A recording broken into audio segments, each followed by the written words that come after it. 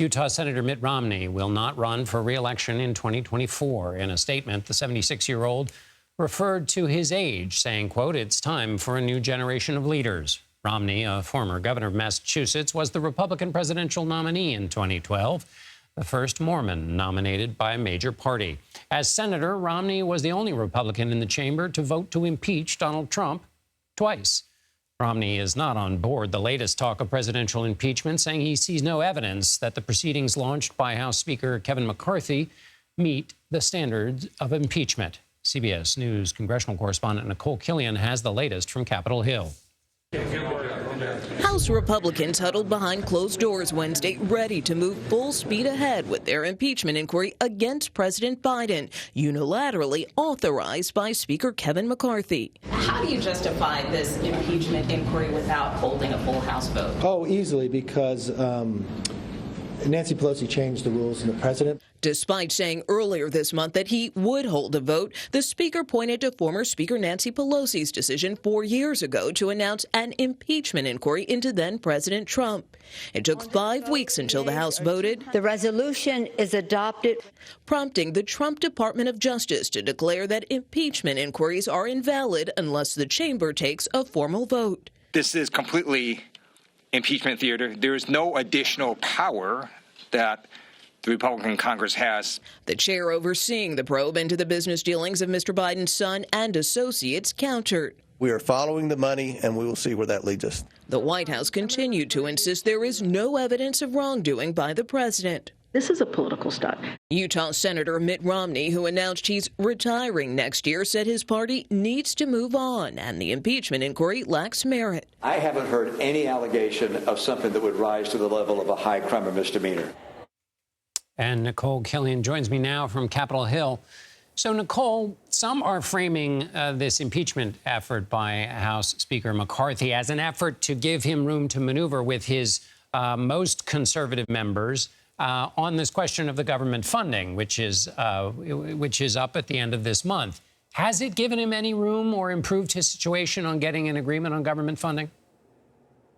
Well, really, this decision to launch an impeachment inquiry doesn't seem to be moving the needle with conservative members. And just to piggyback off of Mitt Romney, you know, another thing that he pointed out, more broadly speaking, with respect to the Trump wing of the party, is that he said that he believes that they're too hung up on trying to settle scores and resentment. So from that perspective, you know, right now, McCarthy is really in a conundrum because, yes, he did move forward with this impeachment inquiry, satisfying some of the concerns among some of his conservative base. But at the same time, many of them say that that is not enough, that they see this as two separate issues. And they are really digging in their heels when it comes to this issue of government funding, whether it is a short-term stopgap measure just to, you know, allow more time to go through all of these appropriations bills, or if it is on these larger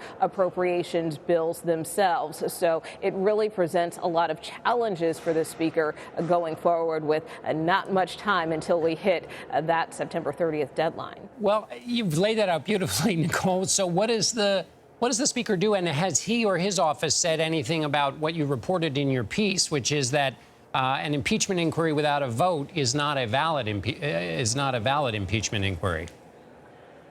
Oh, well, again, he counters by saying, you know, that there are other court decisions out there that he believes kind of bear weight as well beyond that DOJ ruling that or opinion that stated that an impeachment inquiry is invalid without a House vote. And technically speaking, I mean, this is something that the Speaker can authorize, you know, but there is some back and forth in terms of what exactly these committees that have been charged with this impeachment inquiry can do without that full House vote. And now the Speaker and some of these leaders have made clear that they believe that it does grant them the subpoena power and will help them in court when they're trying to get testimony or documents. But that does remain to be seen. Still, with respect to the funding battle, though. I would note, John, that, of course, late today, one of those appropriations bills, a defense appropriations bill, they can't even get the votes on a rule to move that package forward. So that kind of gives you an indication of some of the intransigence that the Speaker is facing right now, particularly on this funding front. That's right. A vote on the rule just sets the conditions to begin even considering the bill. So they haven't even gotten to step. They can't get there. They can't get to step one. Nikole Killion on Capitol Hill. Thank you so much, Nikole. You bet.